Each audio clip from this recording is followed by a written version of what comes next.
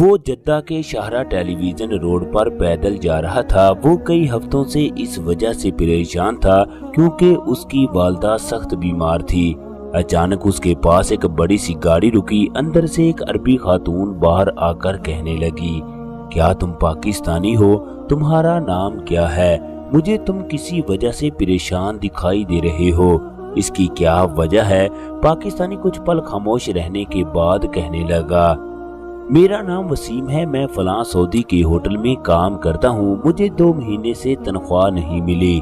پاکستان میں میری والدہ سخت بیمار ہے، مجھے ان کے علاج کے لیے پیسے بھیجنے ہیں، جبکہ میری یہ حالت ہے کہ میں ہوٹل سے پیدل اپنے کمرے کی جانب جا رہا ہوں۔ سعودی خاتون نے پاکستانی وسیم کو اپنی گاڑی میں بٹھا لیا، راستے میں اس سے باتیں کرنے لگی۔ گاڑی سے اترتے وقت سعودی خاتون نے وسیم کو 5000 ریال نکال کر دیے اور ایک نمبر بھی دے دیا کہ اگر تمہیں مزید پیسوں کی ضرورت ہو تو میرے اس نمبر پر رابطہ کر لینا۔ چنانچہ وسیم مقررہ جگہ پر گاڑی سے نیچے اترا اور کمرے میں چلا گیا۔ وہ کافی دیر تک اس سعودی خاتون کے بارے میں سوچتا رہا، وہ کون ہے؟ اس نے اتنی بڑی رقم مجھے کس وجہ سے دی ہے؟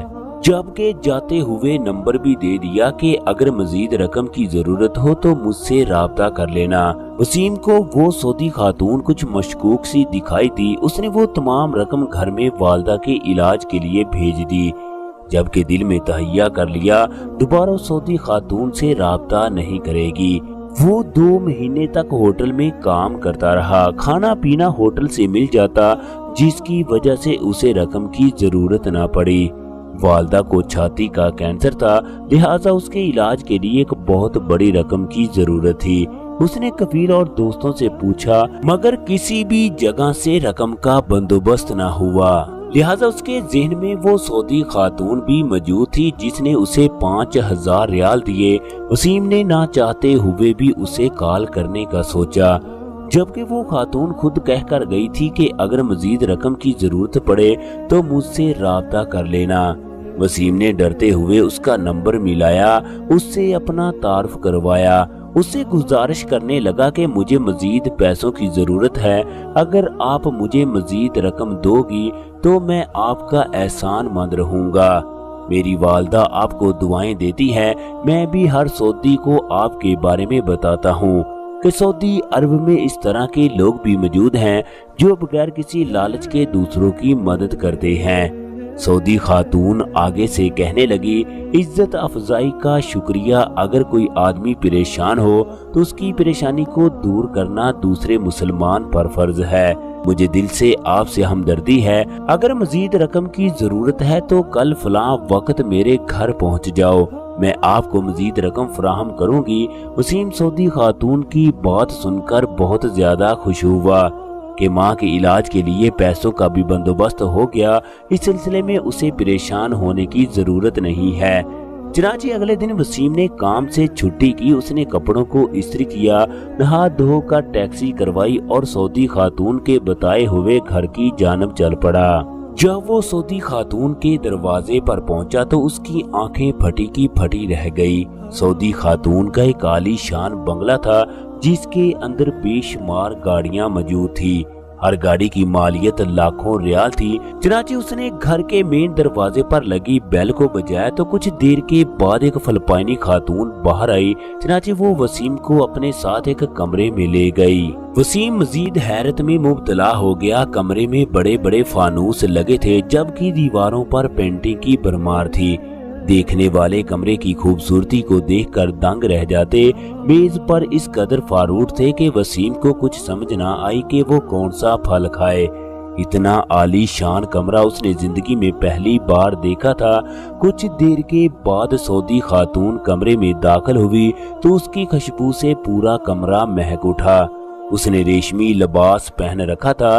سعودی خاتون نے آتے ہی وسیم سے کھانے کا پوچھا لیکن وسیم نے انکار کر دیا۔ اس نے زبردستی فلپائنی عورت سے بہترین کھانا منگوایا۔ وہ کہنے لگی، تمہیں پیسوں کے بارے میں پریشان ہونے کی ضرورت نہیں، تم سکون سے بیٹھو، تمہارا جو دل چاہے وہ کھا سکتے ہو۔ اس کے بعد سعودی خاتون نے اسے ترکی قہوہ پیش کیا۔ وسیم نے کھجور کے ساتھ قہوہ پیا۔ قہوہ پینے کے بعد وہ بے ہوش ہو گیا۔ جب اسے ہوش آیا تو وہ ایک بیڈ پر پڑا تھا۔ اس کی حالت ایسی تھی وہ خود کو دیکھ کر شرمندہ ہو گیا، جبکہ ایک آدمی اس کی ویڈیو بنانے میں مصروف تھا۔ وسیم نے بیڈ پر بکھرے کپڑوں کو جلدی جلدی سے پہننا شروع کر دیا۔ خاتون سے کہا، تم نے اچھا نہیں کیا، میں تمہارے خلاف پولیس میں جا کر رپورٹ درج کرواؤں گا۔ وہ سعودی خاتون زور زور سے مسکراتے ہوئے کہنے لگی، تم یہ کام کر کے بھی اپنا شوق پورا کر لو، اس میں نقصان تمہارا ہی ہوگا، قاضی تمہارے ہی خلاف فیصلہ کرے گا۔ اس کے بعد خاتون نے وسیم کو سمجھایا، تم خود سوچو، آج کے دور میں کوئی کسی کو فری میں پیسے دیتا ہے؟ تم اس وقت میرے جال میں پھنس چکے ہو، اب تمہیں ویسا ہی کرنا ہوگا جیسے میں چاہتی ہوں۔ اگر تم نے انکار کیا تو میں یہ ویڈیو لے کر پولیس میں رپورٹ درج کرواؤں گی، پھر تمہارا سر قلم ہونے سے کوئی نہیں روک سکتا۔ سعودی خاتون نے وسیم کو 10,000 ریال دیے۔ وسیم نے خاموشی سے وہ پیسے جیب میں ڈالے اور وہاں سے چلا گیا۔ اس واقعے کے بعد وہ دن رات پریشان رہنے لگا کہ اگر اس خاتون نے ویڈیو کو انٹرنیٹ پر اپلوڈ کر دیا تو پوری دنیا میں اس کی بدنامی ہوگی۔ وہ روتے ہوئے خدا سے معافی مانگنے لگا کہ میں نے یہ گناہ جان بوجھ کر نہیں کیا۔ وسیم کی خوش قسمتی ہے کہ اس کو سعودی خاتون کی کال نہ آئی۔ دوسری طرف اس نے ہوٹل سے نقل کفالہ بھی کروا لیا۔ کچھ دنوں کے بعد پولیس اسے پکڑ کر شرطے خانے میں لے گئی۔ پولیس آفیسر نے وسیم سے پوچھا، کیا تم اس خاتون کو جانتے ہو؟ وسیم نے ساری بات تفصیل سے بتا دی۔ اس نے میرے ساتھ کیا کیا ہے؟ پولیس نے بتایا کہ اس خاتون کا تعلق سعودی عرب سے نہیں بلکہ مصر سے ہے۔